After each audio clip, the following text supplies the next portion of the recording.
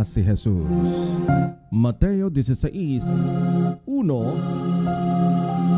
hanggang 28. Lumapit kay Jesus ang ilang Pariseo at Saduceo.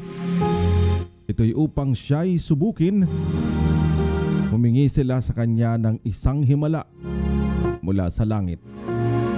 Ngunit sinabi ni Jesus sa kanila, kapag dapit hapon ay sinasabi ninyo, magiging maganda ang panahon dahil sa maaliwalas ang langit. At kapag umaga naman ay sinasabi ninyo, uulan ngayon dahil madilim ang langit. Nakakabasa ba kayo ng palatandaan sa langit?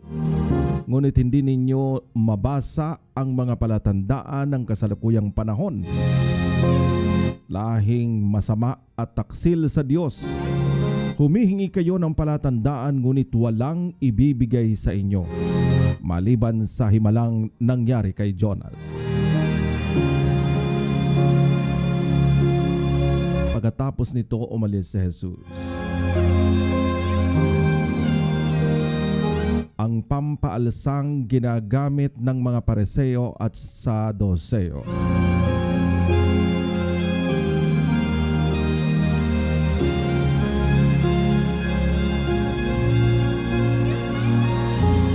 Nang tumawid sa ibayo ang mga alagad, nakalimutan nilang magdala ng tinapay at sinabi ni Jesus sa kanila, mag-ingat kayo sa mga pampaalsang kinakalat ng mga Pariseo at mga Saduseo.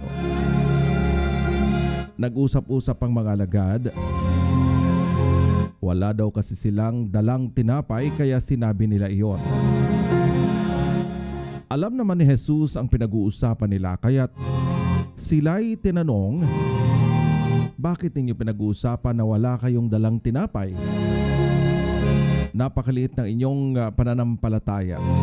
Hindi pa ba ninyo naunawaan hanggang ngayon? Nakalimutan na ba ninyo ang 5 tinapay na pinaghati-hati para sa 50,000 tao? Ilang kaing na tinapay ang lumabis? Ganyan din ang 7 tinapay para sa 4,000. Ilang kain na tinapay ang lumabis? Hindi tungkol sa tinapay ang sinasabi ko nang sabihin ko sa inyong mag-ingat kayo sa mga pampaalsang kinakalat ng mga Pariseo at Saduseo. Hindi ba ninyo maunawaan ito? At naunawaan nila na sila'y pinag-iingat sa mga katuruan ng mga Pariseo at mga Saduseo at hindi sa pampaalsang ginagamit sa tinapay.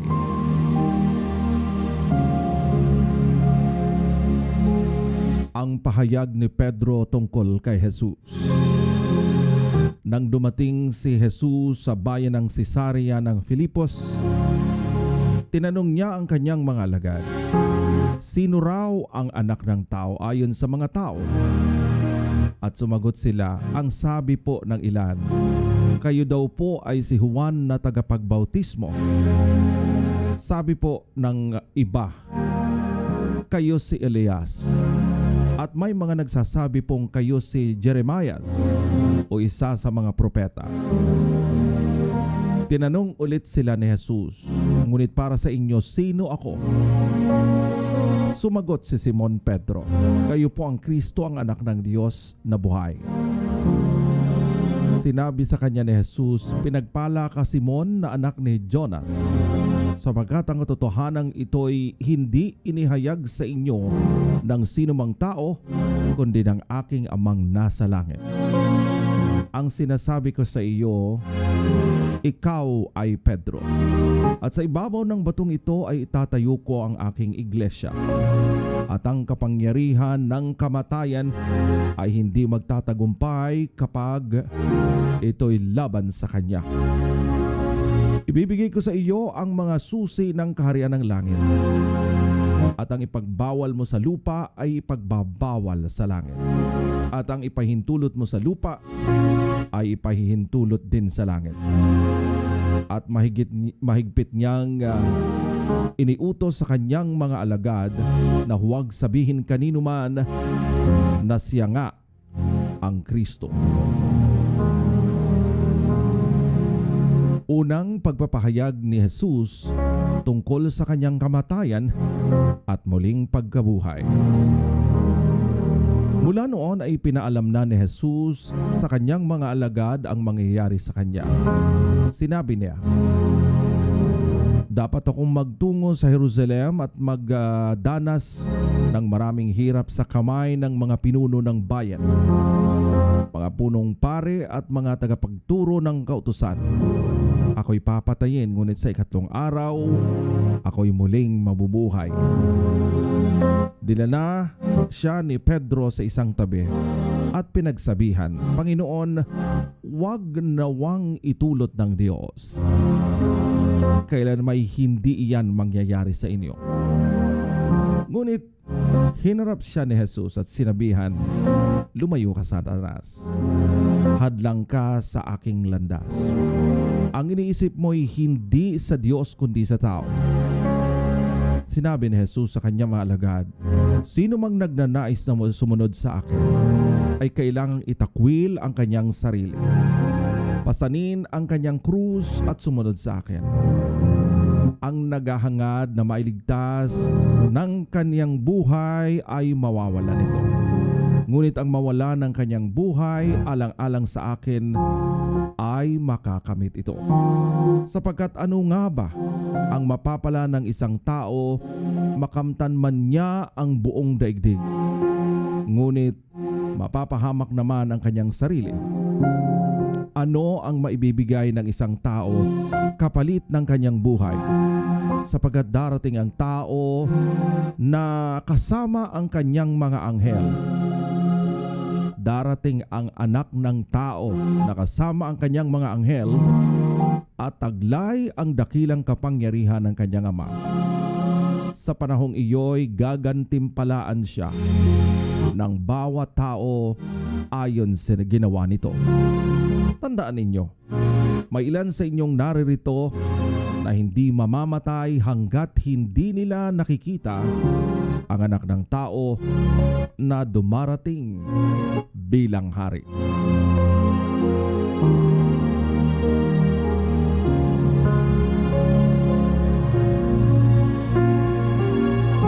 The demand for a sign. Matthew 16, 1 to 28.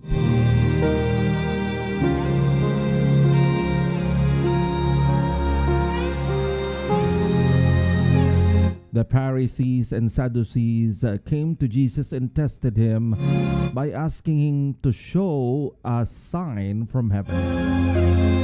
He replied, when evening comes, you say, it will be fair weather, for the sky is red.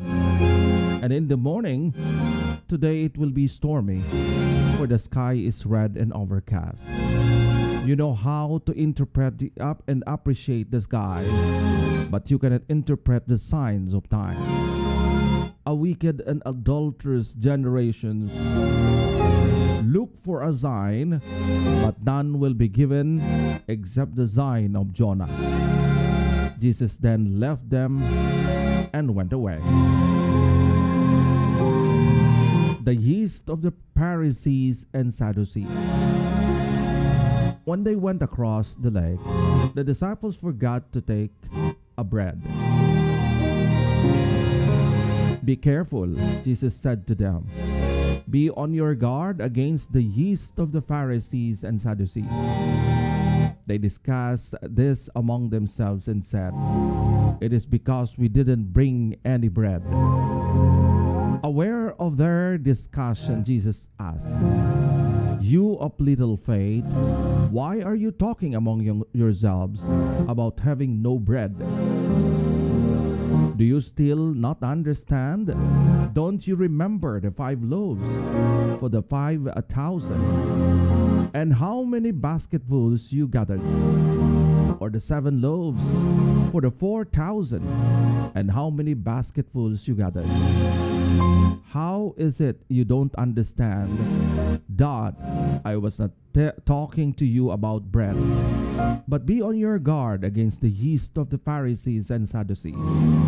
Then they understood that he was not telling them to guard against the yeast used in bread, but against the teaching of the Pharisees and Sadducees. Peter declares that Jesus is the Messiah. When Jesus came to the region of the Caesarea Philippi, he asked his disciples, "Who do people say the Son of Man is?" They replied,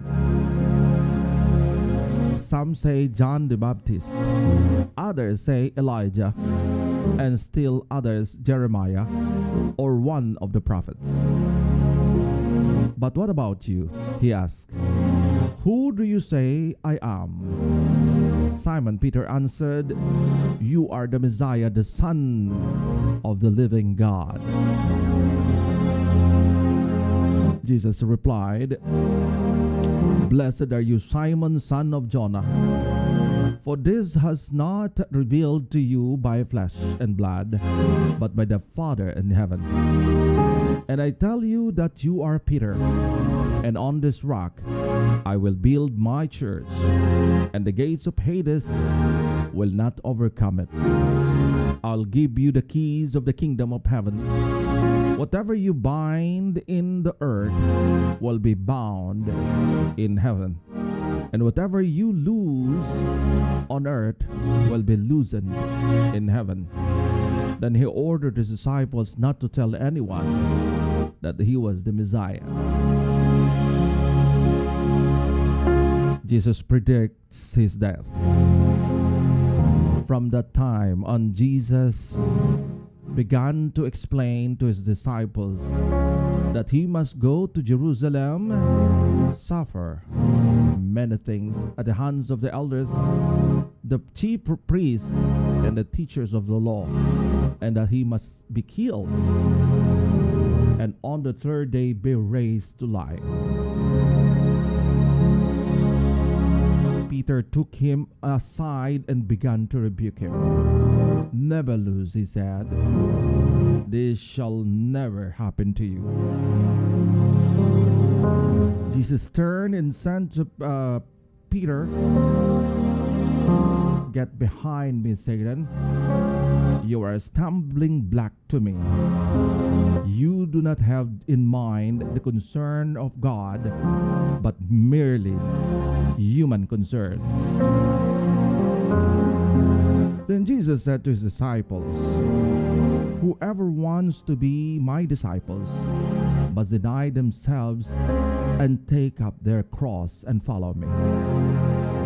For whoever wants to save their life will lose it, but whoever loses their life for me will find it. What good will be for someone to gain the whole world and yet forfeit their souls? Or what can anyone give in exchange for their soul? For the Son of Man is going to come in his Father's glory with his angels, and then he will reward each person according to what they have done. Truly I tell you, some are standing here with no taste of death before they see the Son of Man coming in his kingdom."